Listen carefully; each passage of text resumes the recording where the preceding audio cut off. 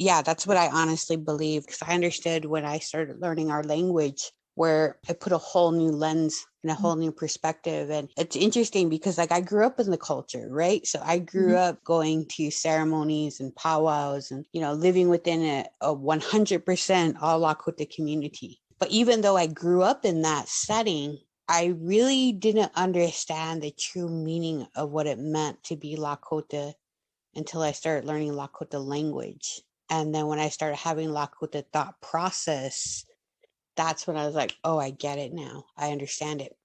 And then so my sister was the one that checked me and said, you're really advocating hard that Lakota language comes first. And she was like, which is true for the ones that are already here. The ones that are already here need to learn our language. But she was also like, you need to become an indigenous doula. In fact, I like, oh, I can't do it this year. I kept putting it off, kept putting it off. Finally, she didn't even tell me. She was like, she just sent me a message and she was like, and this is the older sister move, right? Like, where they don't discuss shit with you and they're just like, here's a block of dates and you're coming to this. And so when I arrived, that's when I realized, like, oh, I'm in a doula program.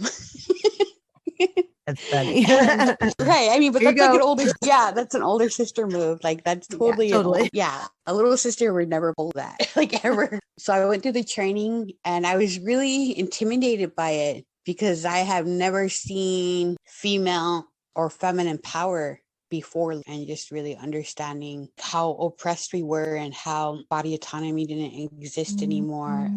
It was a whole nother level for me to go through. And so I feel like we can start with like having traditional birthing for Lakota women and Dakota women. And then if we're already having a language revitalization, then we can bring up this whole new generation. But people always ask, like, why did I quit?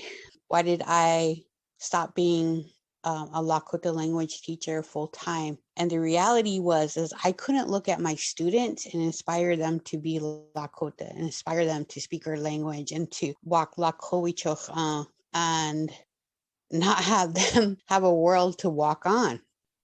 That was the reality. Like I couldn't look at them anymore and inspire them anymore, knowing that our planet was dying, knowing that our star constellations no longer match up with our seasons, and knowing that there is the shift was coming within society, which I'm really thankful. That's one thing that I'm really thankful for is people are becoming conscious, but they should have been conscious like 40, 50, 60, 70 years ago.